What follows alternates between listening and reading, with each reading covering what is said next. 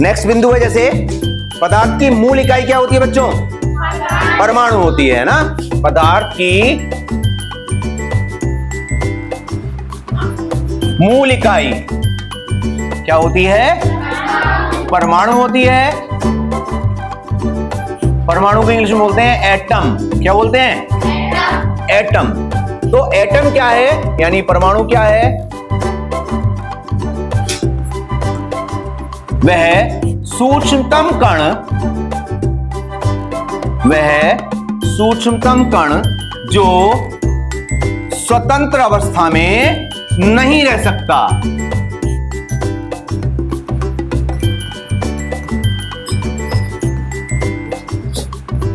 स्वतंत्र अवस्था में नहीं रह सकता, वो क्या कहलाता है? वह परमाणु कहलाता है। क्या कहलाता है? परमाणु कहलाता है।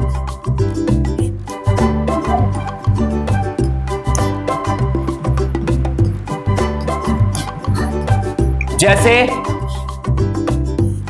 अगर हम बात करें से ये मेज देख लो भाई, ये मेज है, काय की बनी हुई है? ये मेज काय की बनी है? लोहे की।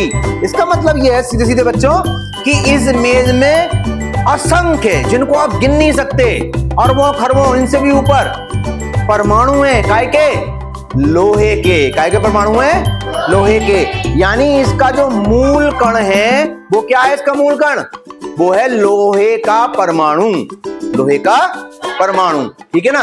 जैसे लोहे का परमाणु अभी बताएंगे, आगे प्रतीक भी बताएंगे। लोहे के का परमाणु Fe होता है। प्रतीक क्या होता है? Fe। F बड़ा, E छोटा, ठीक है ना। परमाणु के बाद बच्चों आते हैं अणु।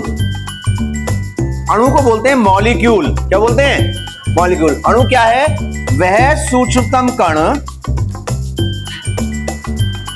वह सूक्ष्मतम कण जो स्वतंत्र अवस्था में रह सकता है। स्वतंत्र अवस्था में रह सकता है। क्या कहलाता है? अणु कहलाता है। क्या कहलाता है? अणु कहलाता है, ठीक है ना।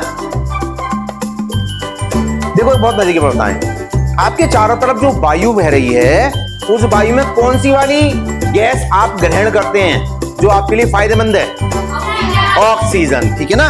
ऑक्सीजन ग्रहण करते हैं ना। क्या ग्रहण करते हैं? ऑक्सीजन। जैसे ऑक्सीजन, अगर हम ऑक्सीजन की बात करें बच्चों, तो ऑक्सीजन भी तो परमाणु से मिलकर बनी होगी ना, होगी नहीं होगी?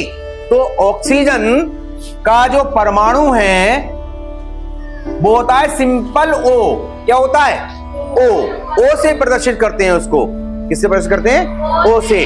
और इसका अणु क्या होता है? ऑक्सीजन का अणु होता है O2।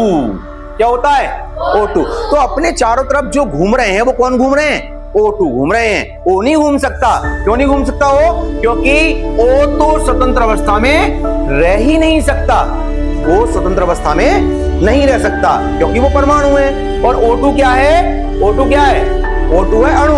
अणु क्या होता है? अणु स्वतंत्र अवस्था में रह सकता है।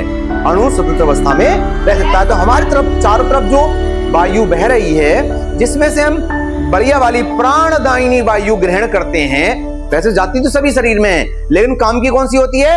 वो होती है ऑक्सीजन। और ऑक्सीजन का जो अणु है वो होता है O2, ठीक है। ये स्वतंत्र अवस्था में हमारे चारों तरफ घूम रहा है। तो निष्कर्ष क्या निकला कि हमारे चारों तरफ कौन है? O2 है। O नहीं है। O मिलके तुरंत O2 बनाते रहते हैं। जितने भी O होंगे सब मिले O2, O2, O2। चारों तरफ क्या घूम रहे हैं? O2 घूम रहे हैं, ठीक है ना। तो ये हमारा अणु हो गया।